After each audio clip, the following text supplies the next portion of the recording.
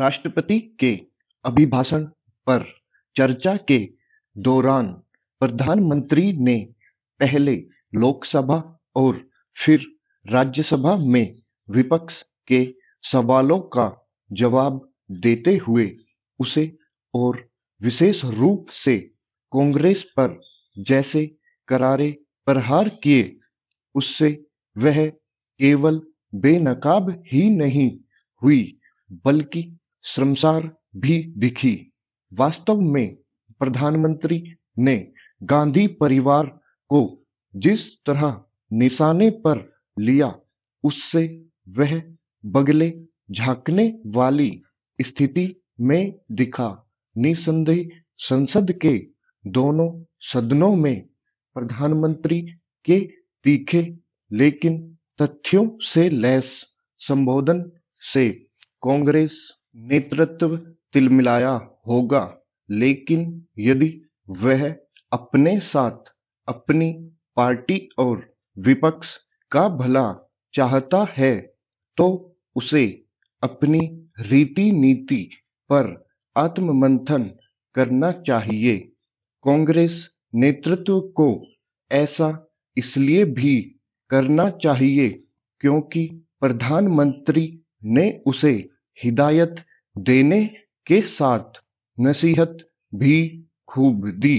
उन्होंने उन कारणों का विस्तार से उल्लेख किया जिनके चलते कांग्रेस दुर्दशा से ग्रस्त है और घोर नकारात्मक का परिचय देने के साथ यह भी प्रकट करती रहती है कि जब देश पर कोई संकट आता है तो उसे आनंद का अनुभव होने लगता है। ऐसा तभी होता है जब अंध विरोध एक आदत का रूप ले लेता है।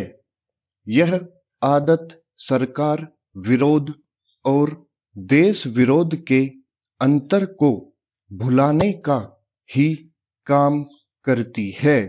गांधी परिवार और खासकर राहुल गांधी इस मुगालते से बाहर आ जाएं तो बेहतर कि परिवार विशेष का वारिस होने के नाते उन्हें देश पर शासन करने का जन्मसिद्ध अधिकार है।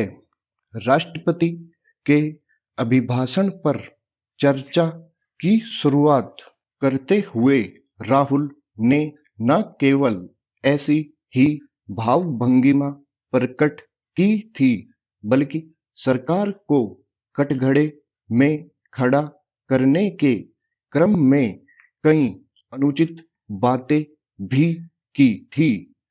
प्रधानमंत्री ने सूद समेत उनका जवाब दे दिया।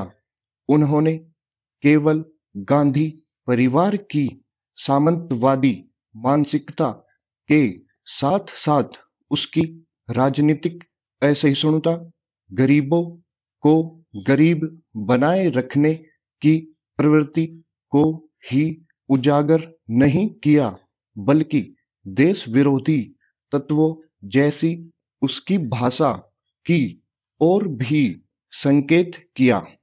उन्होंने कांग्रेस के लंबे शासनकाल में किए गए अनगिनत मनमाने कामों और खासकर राज्य सरकारों को बर्खास्त करने से लेकर आपातकाल लगाने एवं वामपंथियों के प्रभाव में आकर देश की अस्मिता और उसके हितों पर आघात करने वाले तौर तरीकों का जो कच्चा चिट्ठा खोला, उसका ही यह परिणाम रहा कि उसके नेताओं को न तो संसद के भीतर कोई जवाब देते बना और न ही बाहर।